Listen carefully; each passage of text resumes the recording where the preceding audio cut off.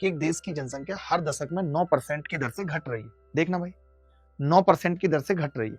यदि वर्ष 2000 में उस देश की जनसंख्या 10 लाख थी, तो 2030 में उस देश की अनुमानित जनसंख्या कितनी है? यानी बेसिकली 10 लाख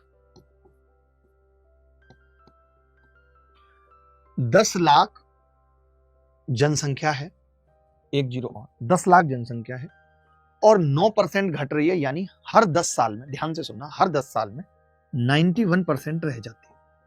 30 साल में पूछा, एक डिकेड का मतलब है 10 साल में 9% घटना, 10 साल बाद इतनी होगी, फिर 10 साल बाद 91 और फिर 10 साल बाद 91। ये लिख सकता हूं मैं या नहीं?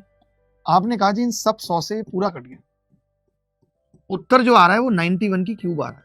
अब मेरे लिए चैलेंज है, या तो मैं डिजिटल सम पे जाऊं, लेकिन डिजिटल सम भी मुझे सेम दिख रहा है, तो मुझे 91 की क्यूब निकालनी पड़ेगी। तो मैंने कहा 91 की क्यूब में 1 आएगा और 1 का स्क्वायर और 3 नहीं 27 आएगा, 27। तो 7 1 आएगा, ये बात तो तय है, ये दोनों उत्तर नहीं होंगे, 7 1 आएगा। ठीक है, समझना आप बात को।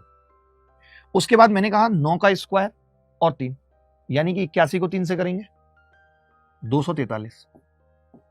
तो आप ये भी समझ गए कि 571 आएगा लास्ट में। लेकिन कमाल की बात क्या बताऊं कि इन बदतमीजों ने 571 से ऊपर भी ऑप्शन सेम किए। कोई बात नहीं, मैं यहां पे लिख रहा हूं 1, फिर मैं लिख रहा हूं यहां पे 27, फिर मैं यहां पे लिख रहा हूं 3 और 2 4।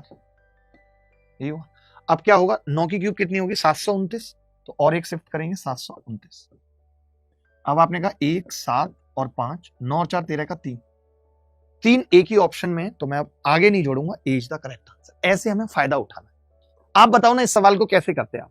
ये सवाल पेपर में आता तो आप इस सवाल को कैसे करते, मैं पूछना चाहता हूं। आपको 91 की क्यूब निकालना आना चाहिए थी, कैसे निकालते 91 की क्यूब? एक और तरीका था कि मैं 13 की क्यूब इंटू 7 की क्यूब कर लेता।